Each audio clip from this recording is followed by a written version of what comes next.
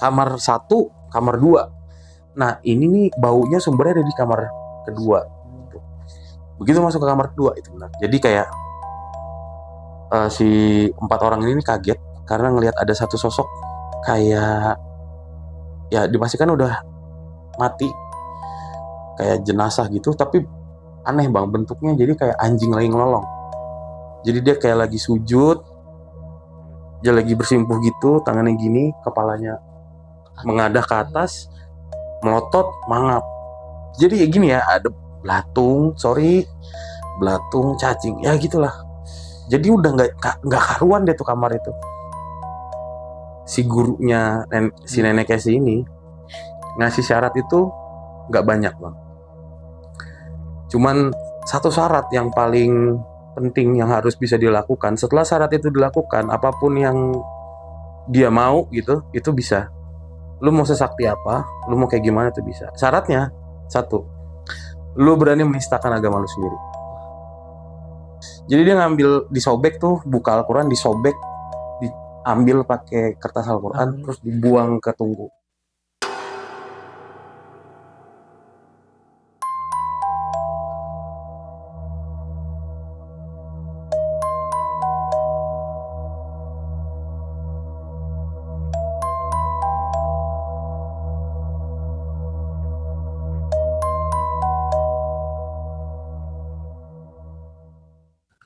Assalamualaikum warahmatullahi wabarakatuh. Terima kasih buat teman-teman semua yang udah klik video ini.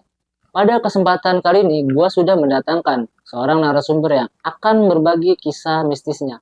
Entah apa yang bakal diceritain sama narasumber gue, kita sapa aja Bang Rizky. Halo Bang Rizky. Halo. Sebelumnya makasih nih udah mampir di studio Penatua. Dari mana Bang Rizky nih tadi?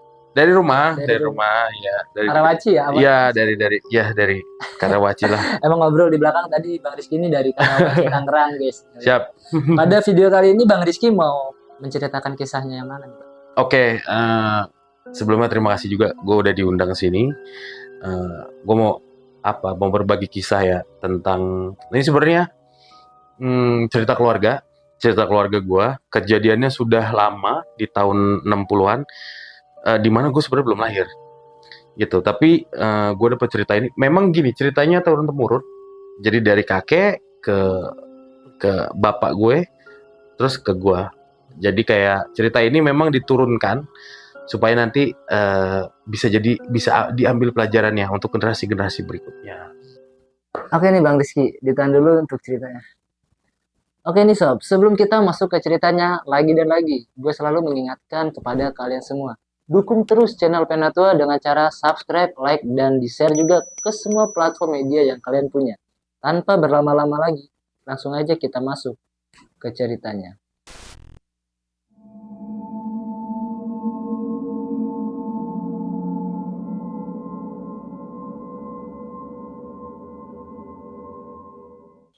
Awalnya jadi dimulai di sekitar tahun 1960-an.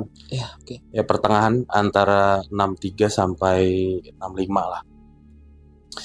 Jadi sebenarnya ini tuh cerita turun temurun bang, turun temurun dari keluarga yang emang sebenarnya diwariskan untuk jadi pelajaran buat generasi yang muda gitu ya, supaya bisa diambil pelajarannya.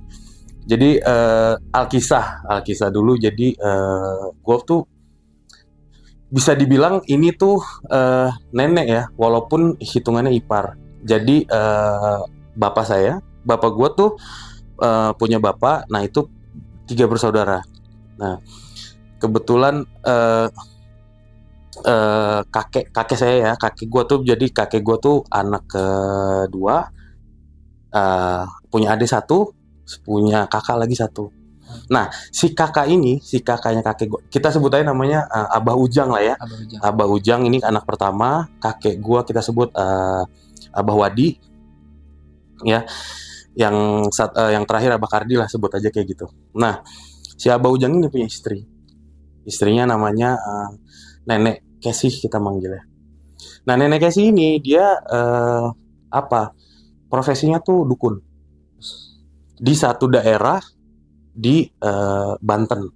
Tapi sorry nggak bisa gue sebutin lebih spesifik ya, karena untuk ya jaga privasi lah karena Iya, ini benar-benar. ya takut nanti ada sesuatu yang Iya. tidak diinginkan. Nah, jadi ada konflik keluarga. Awalnya jadi gini, kakek buyut, berarti bapaknya kakek gue ya, itu mewariskan sebidang tanah. Ya lumayan lah, kalau zaman dulu sekitar 5.000 meter. Itu lumayan sih. Ya, diwariskan sekitar 5.000 meter untuk anak-anaknya nih, yang laki-laki. Iya, oke. Amanahnya adalah dibagikan secara adil. Rata lah ya, gitu. Dibagikan secara rata. Nah, di tengah-tengah perbincangan kayaknya sesuatu hal yang sangat lumrah ya, pasti ada masalah kalau lagi ngurusin tanah gitu. Ada aja sih yang nggak suka warisan tanah ya kan, pasti ada konflik, ada apa. Sama terjadilah di keluarga gue gitu bang. Tapi yang jadi highlightnya adalah yang paling vokal, yang banyak ngomong ini si nenek Casey ini. Padahal beliau ini hitungannya cuma ipar, bukan anak gitu ya, bukan anak kandung. Iya. Dari darah asli bukan ya. Sorry. Jadi ini ipar, tapi kayak dia ngerasa kan kita anak pertama gitu. Iya. Ya kan, suami saya nih anak pertama, jadi harus dapat bagian lebih besar gitu. Wah. Mau dilawan lah nih amanahnya, tapi kan bagaimana amanah diikutin kan? Enggak, ini harus sama rata lah. Sama ratakan. Iya, oke. Tapi si Abah Ujang ya selaku sebagai kakak pertama dan suaminya si nenek Casey ini, itu kayak apa ya bang? Kayak nggak bisa ngomong apa-apa, maksudnya kayak udah ikut kata istri aja. Gitu ya? Kayak ada satu tekanan atau gimana. Oke. Akhirnya di hari itu inilah perbincangannya tidak berjalan dengan baik lah, tidak ketemu solusi. Akhirnya selang beberapa waktu, sekitar 1 minggu lah, itu dilakukan lagi diskusi selanjutnya untuk mencari jalan keluar, gimana enaknya. Tapi hasilnya sama, karena masih ngotot-ngototan gitu ya kan. Di sela-sela di akhir perbincangan, jadi perbincangan itu diadakannya di rumah si kakak pertama ini, di rumah si Casey ini. Kalau boleh gue gambarin, jadi rumahnya di sana tuh rumahnya agak panggung, rumahnya agak naik gitu. Nah, ngobrolnya tuh di teras rumah gitu, ada meja, kursi kayak gitu-gitu. Nah, pokoknya setelah selesai diskusi dan nggak ketemu lagi sama jalan keluar, akhirnya udah mau gimana lagi. Akhirnya si Casey bangun, si nenek Casey ini bangun, terus dia masuk. Nah, sebelum dia masuk rumah, di ambang pintu tuh dia balik ke arah si suaminya dan kakek gue dan adik kakek gue ini. Dia bilang, tunggu aja, nanti hak kalian akan saya ambil semuanya. Sambil ngomong kayak gitu. Serakah dong ya. Oke. Tapi kan waktu itu kan masih, wah mau ada apa nih, nih, masih bertanya-tanya. Cuman apa nih gitu. Iya, mau ngapain gitu. Ya udah, hilang. Udah lewat gitu ya hari itu. Tetap nggak ada solusi, jadi ya udah nih urusan masih belum selesai gitu kan ya. Tiba-tiba selang 1 bulan, si nenek Casey ini datang ke rumah kakek gue. Jadi ya jaraknya nggak terlalu jauh lah ya, gitu, masih bisa ditempuh jalan kaki gitu. Ngasih kabar, kabarnya adalah suaminya itu meninggal. Dikabarin ke kakek gue yang kayak nggak siap dong ya kan, ini itu udah meninggal gitu kan, bukannya masih sehat-sehat aja. Akhirnya ya udahlah berbondong-bondong ke rumahnya gitu kan. Ini istrinya sendiri nih yang ngabarin nih, masa ya bohong gitu kan. Sampai di sana udah benar, Abah Ujangnya udah meninggal, sudah terbujur di ruang tengah. Tapi ada situasi yang aneh. Jadi kelihatannya gini, si Abah Ujang ini kalau boleh digambarin ya, maksudnya secara fisik normal, nggak yang kurus banget, nggak yang gemuk, nggak, jadi normal. Tapi di saat meninggalnya itu anehnya adalah tubuhnya tuh kurus kering bang. Jadi kayak tinggal tulang sama kulit aja. Tapi di perutnya tuh besar, melembung gitu kayak orang kena penyakit sesuatu gitu. Oke. Bulek gitu. Ini nggak wajar nih. Nggak wajar. Iya. Kakek gue udah nyium. Jadi kakek gue ya duduk di depan jenazah kakaknya. Nah si nenek, si istrinya ini nih duduk di bagian kaki si suaminya ini, di jenazah suaminya. Pas kakek gue nengok ke si istrinya ini, si nenek Casey ini, Si nenek Casey-nya tuh nggak ada sedih-sedihnya, dia malah senyum sinis gitu. Terus dia bilang gini, udah saya bilang, hak kalian saya ambil semua. Kakek gue langsung, wah ini meninggalnya disantet nih pasti. Iya. Sama istrinya sendiri. Gitu. Iya. Terus kakek gue nggak bisa ngomong apa-apa dan langsung kepikiran, wah nggak bener nih, ini udah bahaya, udah mengancam jiwa, udah mengancam nyawa ya. Nyawa, iya. Akhirnya ya diurus lah ya, pemakaman selesai segala macam, pulang. Ada diskusi berikutnya berdua, kakek gue sama adiknya, sama Abah Kardi ya.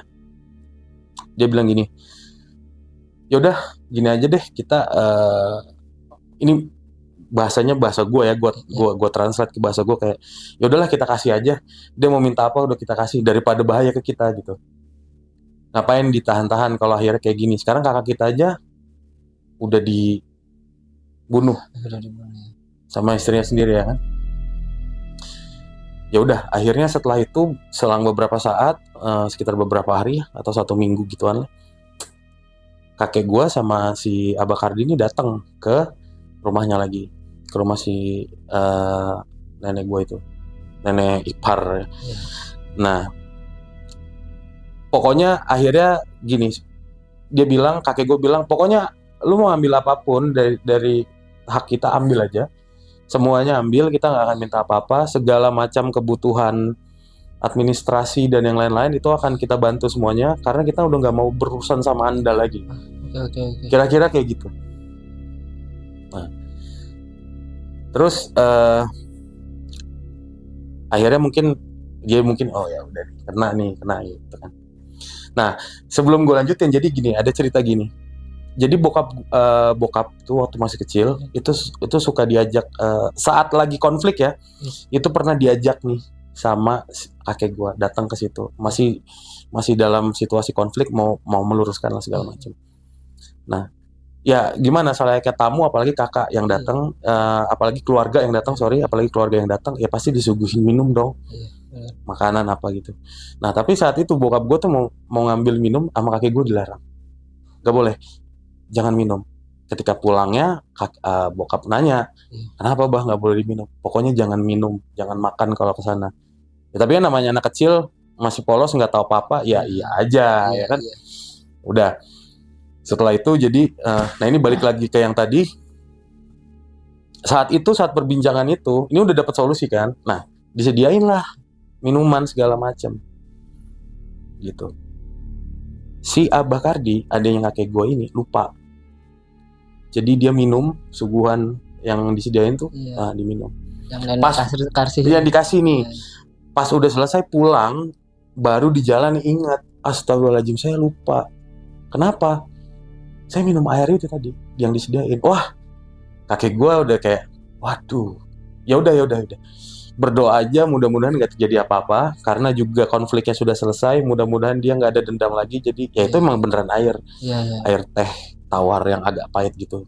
Udah, mudah-mudahan gitu. Nah, udah nih selesai nih, urusan administrasi selesai. Itu tanah, pengalihan kuasa atas tanah 5.000 meter itu sudah milik dia. Udah diselesaikan lah. Jadi memang keluarga gue emang udah nggak mau berurusan gitu ya. Sorry. Akhirnya karena memang sudah saking udah muak ya, karena nggak mau berurusan segala macam sama dukun itu, jadi kayak kakek gue kebetulan mau hijrah ke Jakarta, balik, maksudnya pergi ke Jakarta, terus adeknya ini pergi ke hijrah ke Kuningan Jawa Barat, perginya gitu. Jadi ditinggalin dia tuh kampungnya gitu, ditinggalin. Jadi misah semua nih. Misah semua. Saudara-saudara. Misah semuanya ya kan. Di sana juga udah nggak punya kakak lagi, karena ya istrinya itu kan udah nggak dianggap saudara ya kan, karena ya keadaannya gimana gitu, sampai ngebunuh suami sendiri. Setelah itu udah selesai nih, dianggap sudah selesai. Selang 1 tahun, 1 atau 2 tahun, gue lupa. Pokoknya antara itulah, sudah tahunan ya jaraknya setelah pergi gitu. Tiba-tiba datang salah satu kayak kerabat gitu dari Kuningan, bawa anak kecil Di mana anak kecil itu adalah anak satu-satunya si Abah Kardi ini, adiknya kakek gue. Ih. Dibawa. Terus gitu kan ya, nama sama ponakan gitu. Sini gitu. Lah, bapak mana gitu kan. Nah, terus si kerabatnya ini ngomong kayak, ini Pak, jadi si Abah Kardi juga udah meninggal. Makanya anaknya dibawa gitu loh. Loh, meninggal ya? Dulu kan belum ada WhatsApp, belum ada yang lain-lain, jadi Itu nggak ada informasi. nggak ada informasi, susah gitu loh. Gimana mau informasinya gitu loh. Itu juga katanya nyari alamatnya setengah mati ya kan, nanya sana sini. Akhirnya ditanyalah, kok bisa meninggal gitu loh. Anaknya nih umurnya tuh sekitar 7 tahun, 8 tahun gitu. Kenapa gitu? Kenapa? Jadi gini ceritanya. Diceritain lah nih, sedapatnya si anaknya cerita, dibantu sama yang bawanya ini. Karena kan udah dewasa orangnya, mungkin tahu ceritanya kayak gimana. Jadi kayak setelah si Abah Kardi hijrah ke Kuningan, kita tuh pasti pernah dengar cerita gini.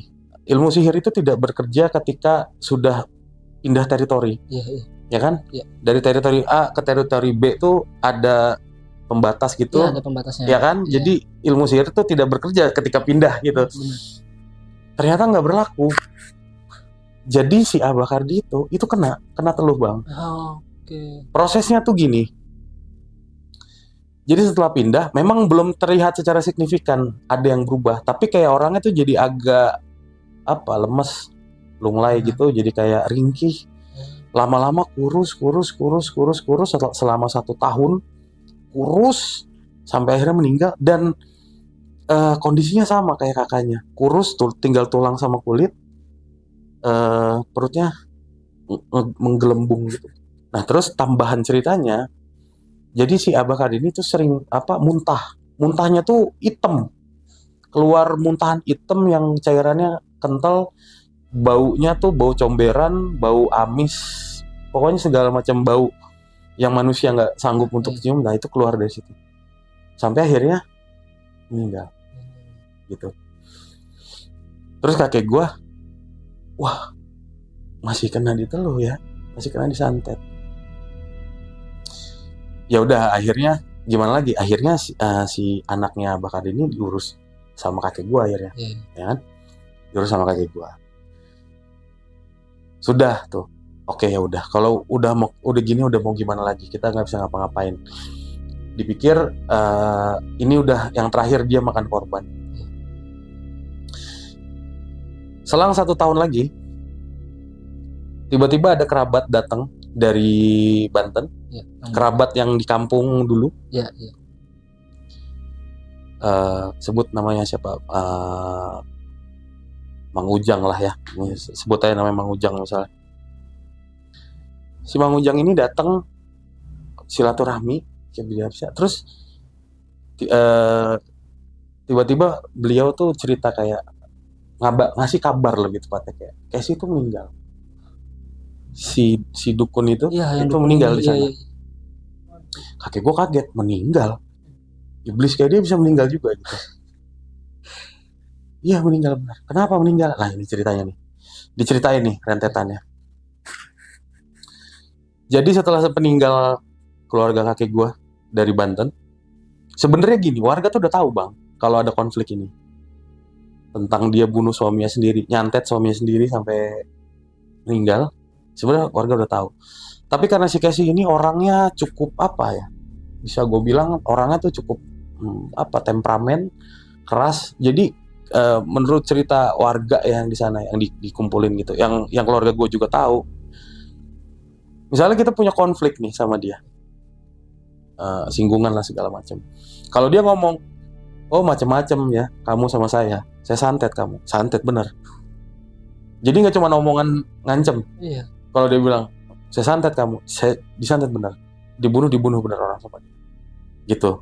Makanya warga lebih memilih untuk apa? Untuk tutup mulut ya. Cari aman. Cari aman aja gitu kan.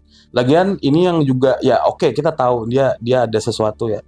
Dia bikin sesuatu, dia ngebunuh suaminya sendiri, disantet suaminya. Tapi ini kan urusan keluarga.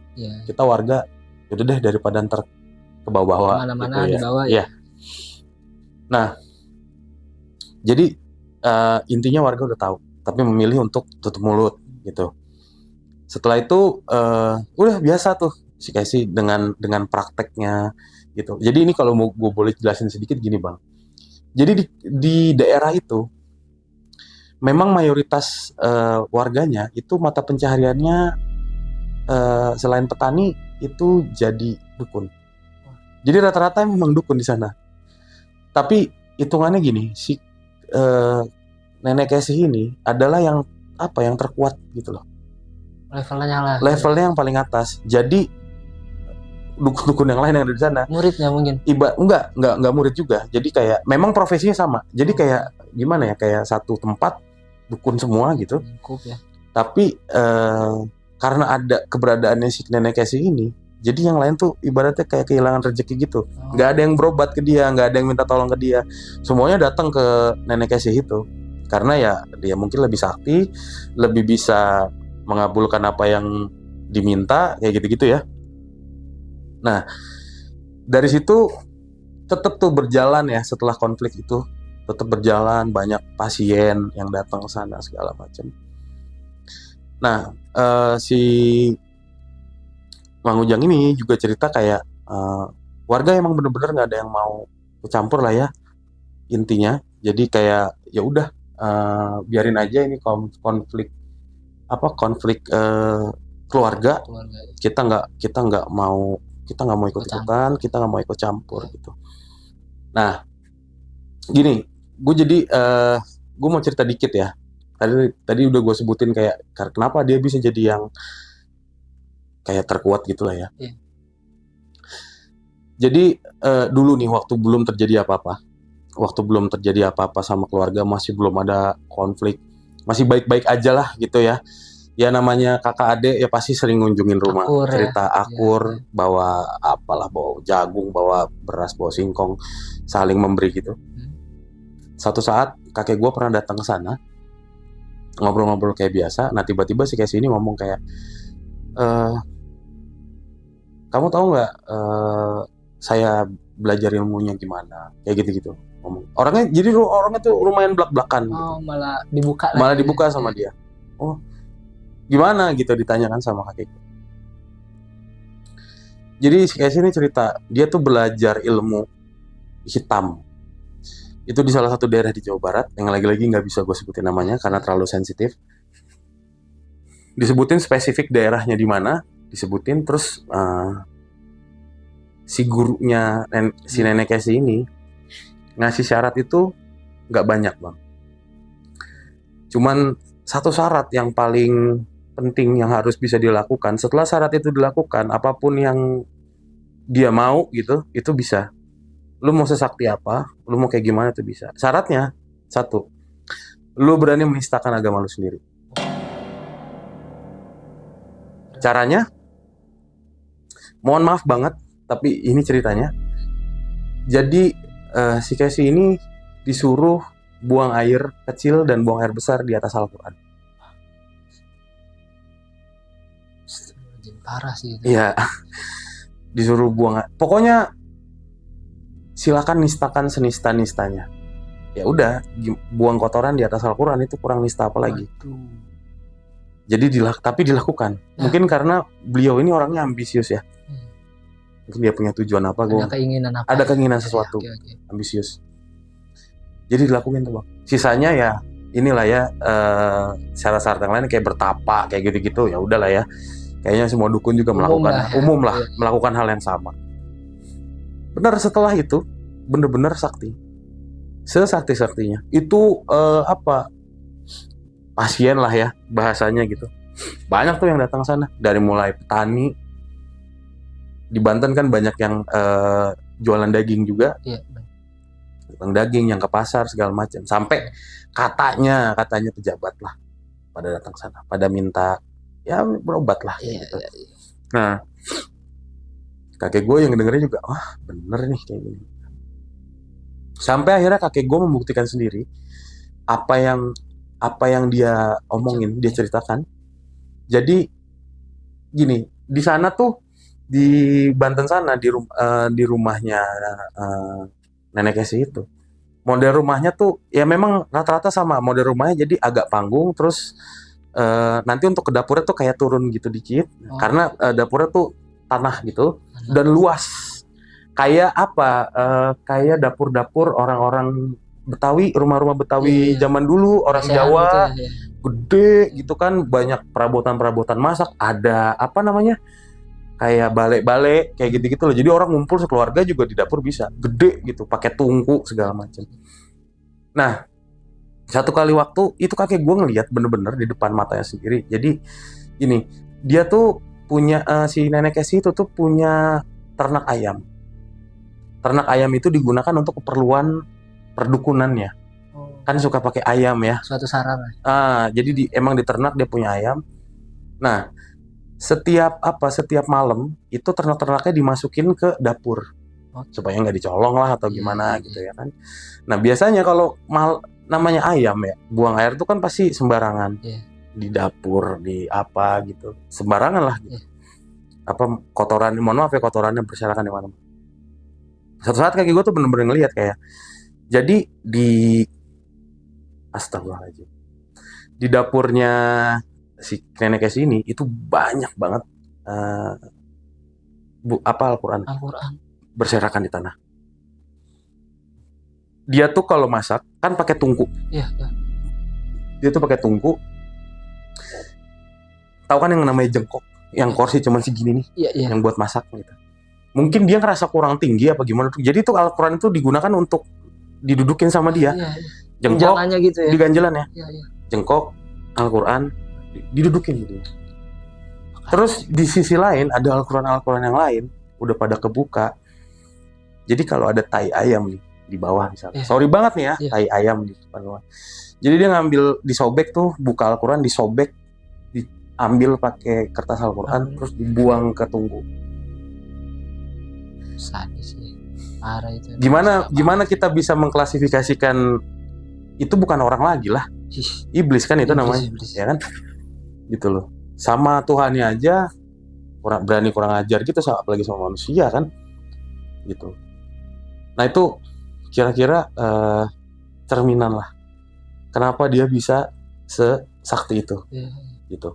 Nah, ini gue balik lagi ke cerita awal mulanya kenapa dia bisa meninggal. Jadi ya warga memang gak mau ikut campur ya. Tapi lama-lama gini, namanya orang punya usaha ya, dukun gitu. Lah ini gimana sih, gue gak ada yang berobat ke gue lah kan, gue juga butuh duit ya. Lama-lama ada nih beberapa dukun yang mulai udah memberontak nih. Ada sekitar 5 orang gitu. Ada sekitar 5 orang yang ngajak warga ngumpul. Terus gak bisa nih kayak gini gitu. Kita harus nyingkirin dia lah, gimana caranya gitu loh. Udah kita bareng-bareng aja lah, kita warga gitu, ngumpulin kekuatan lah apa gimana, udah kita serang aja dia. Nah itu rupanya kedengeran lah sama si Casey gitu kan, warga merencanakan sesuatu.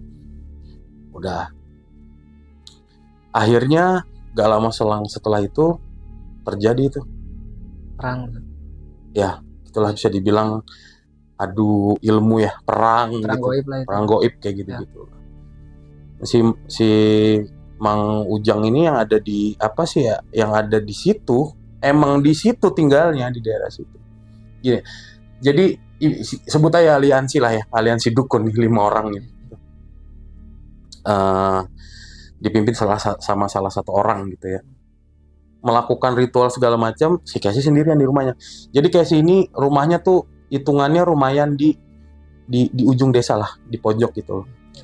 Ya di paling ujung gitu. Udah dekat ke hutan, udah dekat ke sungai segala macam. Jadi main perang-perangan tuh. Nah, menurut kesaksian saksi mata warga termasuk Mang Ujang itu. Jadi kalau malam setelah perang itu dimulai, jadi kalau malam tuh di apa ya, di desa tuh di langit tuh apa kita sebutnya bola api gitu ya. Tuing tuing tuing. Tabrakan meledak di atas apa? Genteng, di atas atap. Kayak nonton kembang api gitu ya. Nonton kembang api. Kayak petasan jangwe, ini meledak di udara, itu kayak gitu-gitu. Itu berlangsung selama beberapa hari. Sampai satu hari, satu malam, itu terdengar ledakan yang lumayan luar biasa keras. Sampai warga tuh semuanya keluar. Ada apa nih gitu. Heboh lah ya. Heboh lah. Pas dari jauh warga ngeliat udah berkobar. Wah, gitu.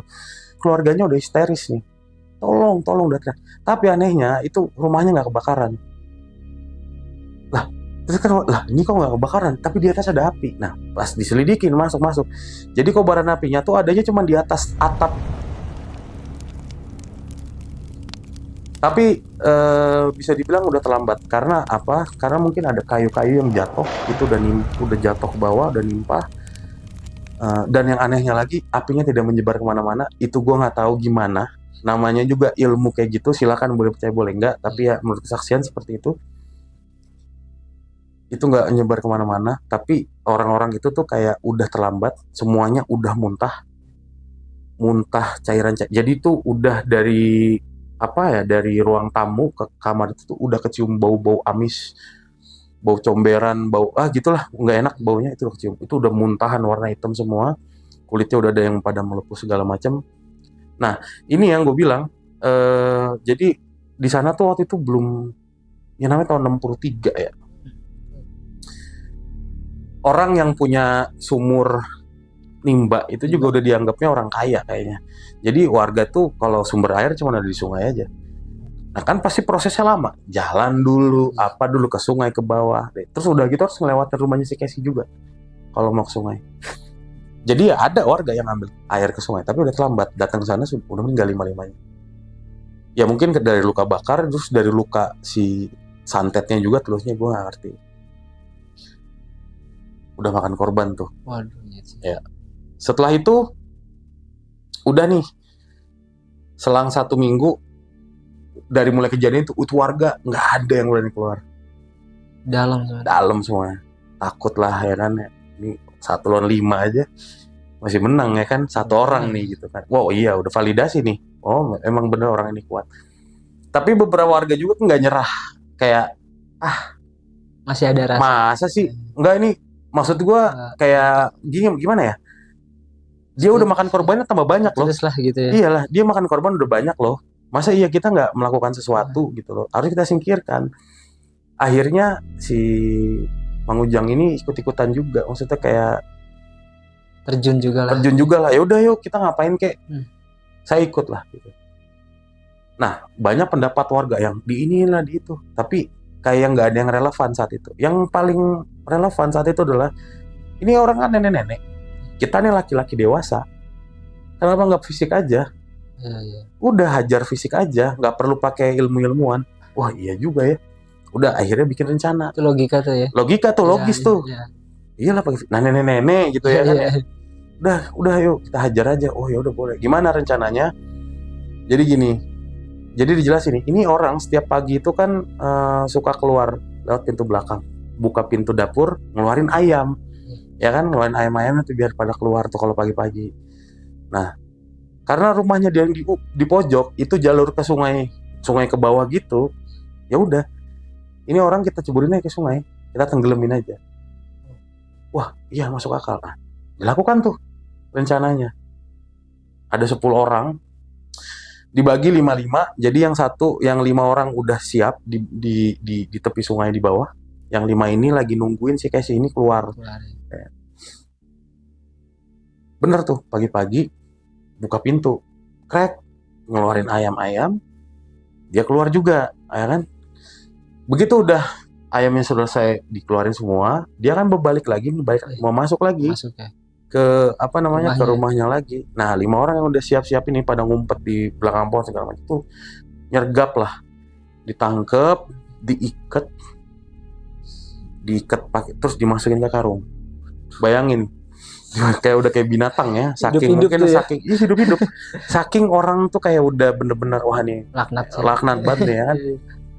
Masukin ke karung, diikat kayak pocong gitu, kakinya diikat, di tengah diikat, di sini diikat.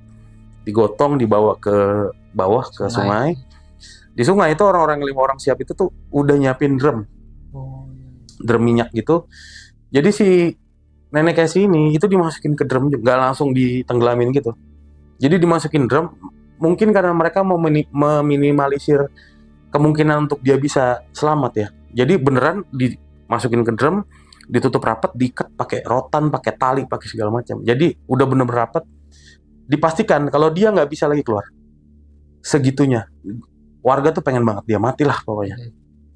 Udah dimasukin drumnya juga nggak terlalu besar, seadanya, ditekuk sana tekuk sini tuh badan orang, diikat segala macam, dihanyutkan ke kali. Weh, warga udahlah, nggak mungkin nggak mati lah. Tenang nih kayaknya nih. Tenang, masa dimasukin ke drum, diikat rapat gitu, masa nggak mati, ya kan? Pasti mati lah, entah kapan pasti mati. Udah Mikir logika sih. mikir logika. Ya. Udah 10 orang ini, udah kita menang nih, skornya 1-1 lah. Kemarin dia udah ngabisin 5 orang, sekarang dia kita habisin, udah kita menang juga sekarang. Balik. Seperti yang nggak bosen-bosen gue bilangin, kalau dari sungai, ya pasti harus lewat rumahnya Casey. Nggak mungkin lewat tempat lain, karena itu jalan satu-satunya saat Jalurnya itu. ya. Cuman itu jalurnya. Begitu, karena agak nanjak gitu nih. Ya. Begitu nanjak itu kan langsung kelihatan sisi belakang rumahnya si Casey ini.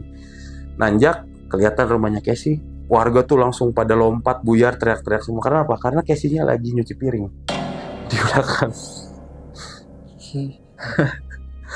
Lah terus yang tadi siapa? Iya. Casey-nya lagi nyuci piring. Anjir.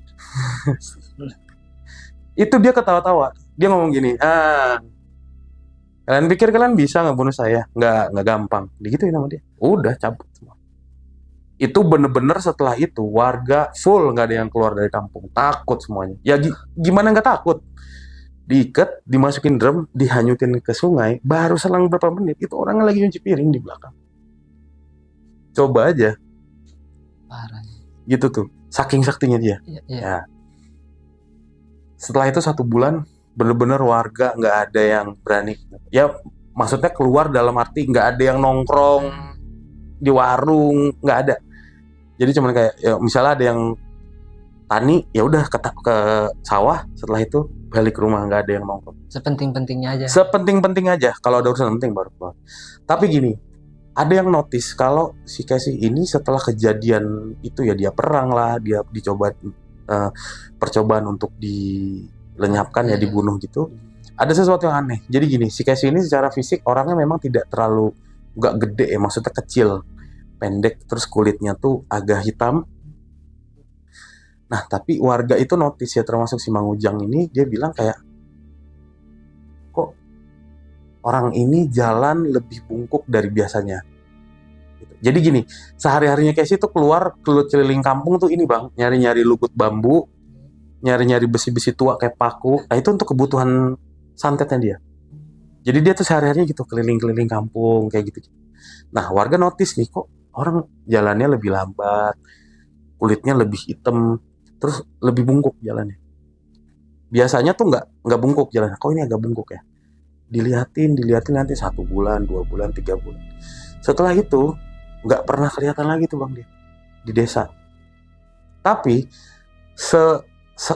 di hari dia hilang, di hari dia nggak kelihatan lagi, itu teror baru dimulai. Jadi gini, setiap petang maghrib sampai nanti menjelang subuh, kalau udah ada sholawat tahrim, itu kedengaran teriakan dari rumahnya Casey.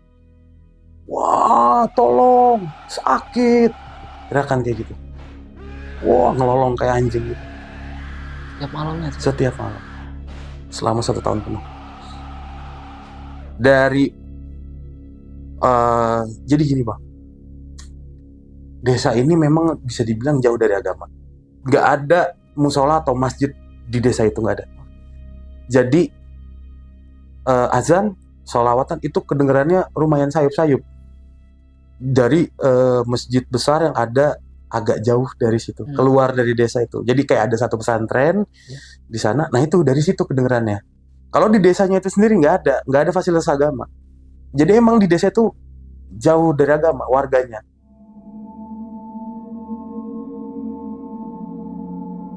Setelah itu diikutin sama warga nih. Wah ini kok teriakan dari rumah. Tapi warga nggak ada yang berani nyamperin kayak apa gitu, nggak ada. Sampai 1 tahun. Bayangin, setiap maghrib sampai mau menjelang subuh selama 1 tahun itu teriakan itu nggak pernah berhenti. Keteror banget kan warga. Sampai akhirnya di satu subuh ya. Teriakannya itu tuh terdengar lebih menyayat, lebih menyakitkan, lebih kayak lolongan anjing, lebih keras kedengarannya. Pokoknya ini beda suaranya sama yang lain-lain, sama yang sebelumnya maksud gue. Wah, nah pagi-paginya, jadi gini, biasanya kan pas lagi udah subuh, pas udah mulai sholawat tahrim udah berhenti. Nah di hari itu nggak berhenti bang. Berhentinya itu ketika udah ada matahari terbit, baru tuh jeritan-jeritan itu berhenti. Mulai nggak ada suaranya. Mulai nggak ada hilang suaranya. Nah udah pagi kan, warga ini pada kayaknya kita emang harus periksa deh, takut ada sesuatu. Jadi warga berbondong-bondong datangin ke rumahnya dia. Begitu nyampe, kayak dulu kan di rumah zaman dulu kan pasti ada pekarangannya, ada taman-taman kecil halaman gitu. Dari jalanan ke pekarangan ke rumahnya itu kan lumayan ada jarak lah, lumayan gitu, jarak sekitar 10 meter. Itu dari situ udah kecium bau bangke. Bau bangke yang benar-benar nyengat. Bau bangke, pokoknya bau apa ya, bau busuk. Wah, warga yang tadi bondong-bondong tadi mau masuk nggak jadi dah. Wah, kenapa nih? Tapi akhirnya nggak bisa mundur kita gitu loh. Ini harus diselesaikan. Takutnya ada apa-apa gitu ya kan. Daripada ngeganggu juga. Akhirnya adalah nih beberapa orang nih yang sekitar 4 orang tuh udah kita aja masuk gitu. Masuk si Mang Ujang ini. Masuklah dia ke dalam rumahnya. Jadi dari mulai masuk, pintu nggak dikunci ya, masuk kamar, masuk di rumah, kamar 1, kamar 2. Nah ini nih baunya sumbernya ada di kamar kedua. Begitu masuk ke kamar kedua itu benar. Jadi kayak si 4 orang ini kaget karena ngelihat ada satu sosok kayak ya dipastikan udah mati, kayak jenazah gitu, tapi aneh bang bentuknya, jadi kayak anjing lagi ngelolong. Jadi dia kayak lagi sujud, dia lagi bersimpuh gitu, tangannya gini, kepalanya mengadah ke atas, melotot, mangap. Mayat nih bang ya? Mayat, tapi udah gimana ya, kayak ukiran kayu, jadi udah keras gitu. Nah itu Casey bang, jadi udah matinya dengan cara kayak gitu. Itu si Casey udah kayak gitu. Jadi ini saking kakunya nih, dicoba mau dilurusin nih, itu nggak bisa bang, kesenggol jatuh gini. Posisinya dia gini nih, pas kesenggol ya jatuhnya gini. Jadi udah kaku, udah kayak patung kayu diukir gitu. Udah nggak ada daging, udah nggak ada, udah jadi itu tinggal tulang kecil sama kulit nempel. Sorry. Terus di lantainya tuh di bawah itu udah ada, sorry sekali lagi, sepertinya itu air kencingnya dia. Jadi campur bau pesing, bau busuk, kotoran buang air besarnya. Itu jadi gini bang, dia tuh ada di dipan tapi nggak ada kasurnya. Jadi cuman kayu dipan yang buat naruh kasur, cuman di situ pakai tikar, nggak ada kasurnya. Itu di dipan tuh berserakan yang namanya, kotoran manusia. Terus ada bau amis, ya mungkin darah atau bekas. Terus gini bang, ditelusuri nih bang, bau amisnya tuh dari mana? Jadi pas salah satu orang nengok ke bawah dipannya gitu di kolong, itu berserakan bangkai ayam. Oh ayamnya pada Mati yang jelas, tapi penyebab matinya tuh aneh. Jadi gini loh, pas di menurut penuturannya si Mang Ujang ini, ayam itu kayak nggak utuh. Jadi ada yang kakinya nggak ada yang kepalanya udah nggak ada, yang badannya udah kayak digigit. Iya. Gitu. Nah terus di depannya juga pasti, oh iya banyak bulu-bulu ayam pada. Jadi ya gini ya, ada belatung, cacing, ya gitulah. Jadi udah nggak karuan deh tuh kamar itu. Tapi gimana, harus dievakuasi. Kalau nggak ini bakal jadi polusi udara nih, ya kan? Nggak bisa gitu kan. Akhirnya ini ya lumayan tragis ya. Jadi saking udah nggak bisa ditekuknya, terus nggak ada nggak ada kain untuk membungkus, jadi si jenazahnya ini tuh digulung sama tikar-tikarnya gitu. Oh, Udah digulungnya dilipat kayak lepet gitu, diikat nggak bisa lurus nggak dong. bisa lurus, Iya. nggak menekuk gini, Waduh. diikat ujung-ujungnya terus digotong udah. Gue nggak ngerti dulu kan pasti nggak ada masker ya, Ya, ya, ya. nggak tahu tuh orang pakai kain apa diikat atau emang cuman nahan napas, nggak ngerti lah. Ya, udah itu. Pokoknya Bau banget sih. bau banget udah parah. Oh, terus pas dibawa tuh digotong, warga buyar, baunya udah nggak karuan. Udah nih, terus warga diskusikan, ini terus gimana mau diapain gitu. Keluarga juga udah nggak ada gitu, ya kan? Ini keluarga ipar juga udah nggak ada, keluarga aslinya mana kita juga nggak tahu dia kayak dari mana gitu kan. Terus banyak warga ya mungkin saking warga dendam juga, bakar aja, buang aja ke sungai. Nah akhirnya ya nggak ada yang realistis lah ya saat itu gitu. Akhirnya muncul ide kayak, kan dia punya tanah 5.000 meter, kita kuburin aja, kita pendem aja di tanahnya dia. Wah udah tuh setuju, ya udah itu udah yang paling benar gitu. Udah beberapa warga yang balik bawa pacul segala macam lah buat. Karena emang posisi tanahnya masih di desa itu juga bang, nggak jauh. Jadi emang muter di situ aja gitu loh. Lokasinya gitu nggak jauh. Akhirnya digotong ke tanahnya dia, gitu, ke tanahnya. Di makam ini juga bang, bukan dengan cara memakamkan manusia lah ya. Ini mah sekenanya aja, ya paling semeter setengah kali, nggak dalam. Sampai bisa dikubur Sampai tanah aja. iya, sampai tanah bisa rata aja. Iya. Udah tuh digali, masukin jenazah di situ, jasadnya dimasukin, udah diuruk, udah ditandain pakai batu. Di tengah-tengah tanah 5.000 meter itu tuh posisinya. Dikasih batu aja penanda. Kalau ini tuh batu itu tuh gunanya ini pusara nih. Kalau ini ada makam di sini, ada kuburan gitu. Ya. Patok saya sih itu dipatok ya. Ya dikasih gitu aja lah, dikasih tanda. Ya. Udah. Setelah itu warga udah selesai lah. Karena itu masih pagi juga kan. Jadi ya udah warga biasa lah. Habis ada kejadian pasti ngumpul lah, ngobrol, ngegosip ini kan. Tiba malam nih, maghrib malam hari. Maghrib tiba, kedengaran sayap-sayap suara azan dari masjid yang jauh di sana itu. Ketika azan udah mulai, itu kedengaran lagi suara teriak, wah sakit, panas. Nah sekarang ada tambahan kata-kata panas lagi. Sumbernya dari makam itu. Di hari yang sama, tapi malamnya. Wah sakit pak, ngejerit-jerit tuh bang, selama 40 hari. Nah selain ada kedengaran suara jerit-jeritan itu, jadi itu ada setiap malam selama 40 hari. Di saat yang sama ketika suara jeritan itu terdengar, itu ada bau busuk, bau bangke yang keliling kampung. Jadi nyium tuh sekampung, bau kayaknya kecium semuanya. Tuh. Selesai tuh 40 hari. Nggak kedengaran lagi kan? Warga akhirnya ngecek lah ke sana. Sebenarnya ada apa sih gitu loh. Ini orang udah mati aja masih nyusahin gitu. Masih neror ya. Iya. Akhirnya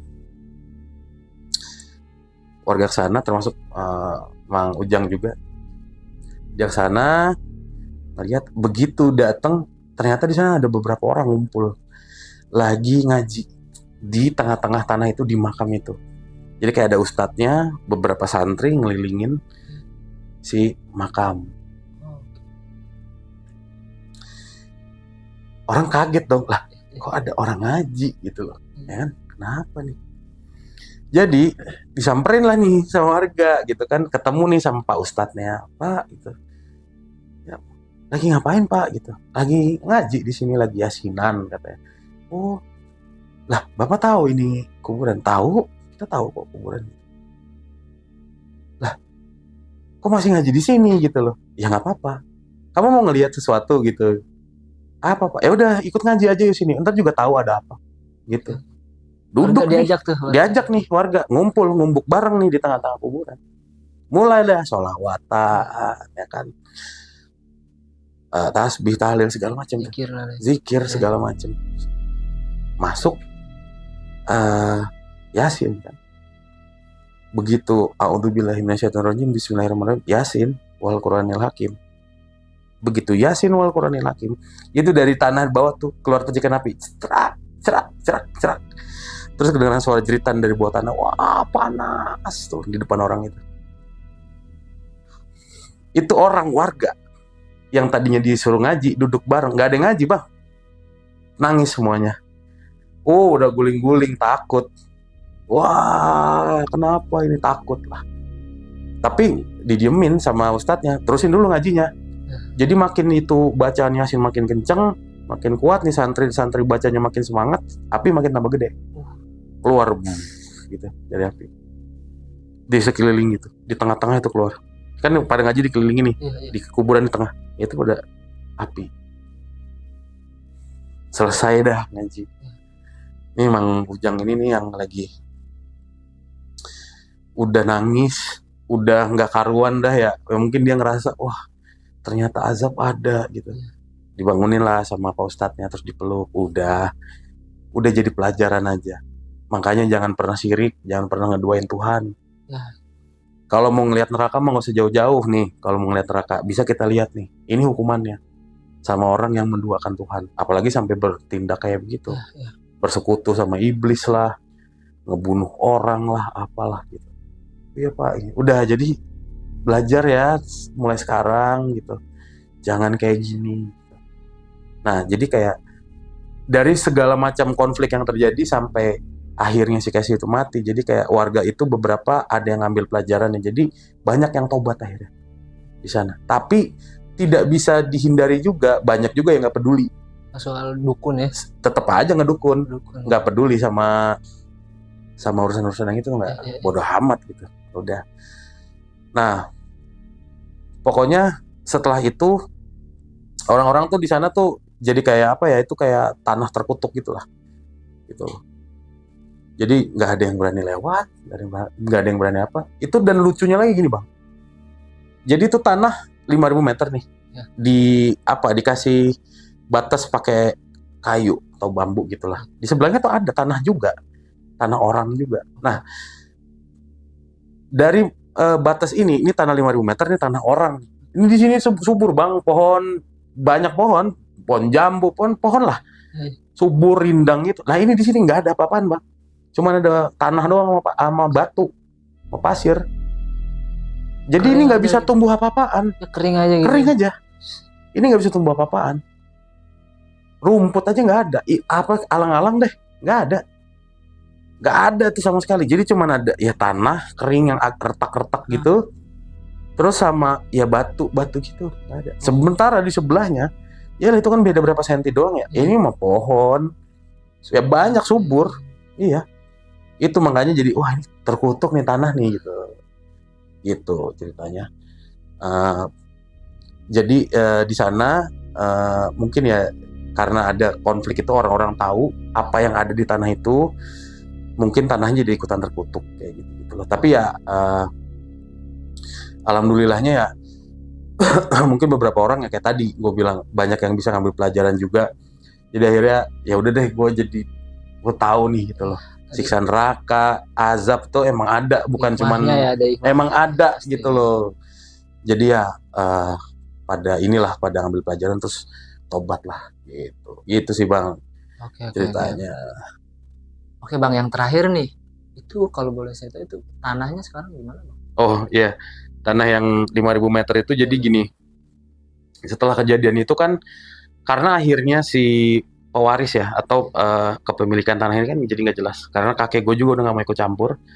Sementara si pemilik sah tanah ini nih si Casey ini kan udah mati juga kan, jadi nggak jelas. Akhirnya terbengkalai bertahun-tahun, kesini tuh akhirnya diambil alih sama Pemda gitu, sama pemerintah sana, sama Pemkot sana, dan dicoba dibangun. Nah ini juga ada lumayan ada kejadian horor juga. Jadi kayak pernah dicoba dibangun. Ya, maksud gue setelah beberapa tahun setelah kejadian itu ya, udah agak jauh juga, dibangun kayak tempat kayak aula gedung pertemuan gitu di situ. Dan itu tuh setelah jadi ini bangunannya udah berbentuk bangunan, nggak ada angin, nggak ada hujan, nggak ada badai, nggak ada, itu rubuh aja gitu ya. Sendirinya. Tuh rubuh. Dan itu nggak cuma sekali, jadi beberapa kali tuh coba lagi. Mungkin waktu yang pertama pondasi nggak bagus lah atau apa. Tapi dicoba lagi, rubuh. Ya kayak tadi gue sebutin, nggak tahu ada apa ya. Pokoknya dibangun nggak tahu kenapa rubuh. Ya, Itu gitu ajab aja. dari Mungkin ajab ya, mungkin kayak ya mungkin terkutuk Iya karena sih, terkutuk gitu ya, dari tanah gitulah. terkutuk sih itu sih ya. Ya makanya kayak akhirnya warga juga kan ngelihat di depan mata kepalanya nih. Iya. Masa iya masih nggak percaya azab di depan matanya loh itu Iya. kejadiannya. Ya gitu loh. Jadi kayak berangsur-angsur banyak juga yang akhirnya sadar, tobat, yang tadinya nggak benar ya, maksudnya dalam arti jauh dari agama, jadi akhirnya dekat gitu. Jadi kayak banyak yang ngambil pelajaran juga gitu loh. Ya, gue juga sebagai yang narasumber ya, sebagai yang menceritakan juga, setiap kali gue inget ini atau gue nyeritain cerita ini ke orang gitu, gue juga selalu kayak ngambil pelajaran gitu, kayak apalagi ya kalau kaitannya dengan kitab suci. Benar. Ya kan? Itu udah parah banget sih. Itu udah parah. Maksudnya orang macam apa yang berani kayak gitu? Itu kan pasti udah iblis lah ya. Udah laknat, udah nggak cocok dipanggil manusia ya kan? Ya jadi kayak pokoknya intinya dari semua cerita, ini kan cerita kan turun-temurun juga. Dari kakek gue ke bokap, terus akhirnya ke gue gitu. Jadi kayak pelajarannya adalah pokoknya jangan pernah syirik, jangan pernah menistakan agama Tuhan, apalagi sampai bermain-main dengan kitab suci lah, dinistakan kayak gitu. Ya itu kejadiannya kayak gitu. Kalau nggak mau kayak gitu ya mending jangan. Lurus aja lah. Iya, hidup yang positif aja. Iya. Gitu. Gitu. Oke Bang Rizky, makasih banyak ya Bang. Siap, sama-sama. Iya, siap sama. Oke, buat teman-teman lagi dan lagi, gue mau mengingatkan dari kisah ini, ambil sisi positifnya dan buang jauh-jauh sisi negatifnya. Dan sekian juga nih video kali ini, gue Rama dari Penatua dan Bang Rizky pamit undur diri. Wassalamualaikum warahmatullahi wabarakatuh.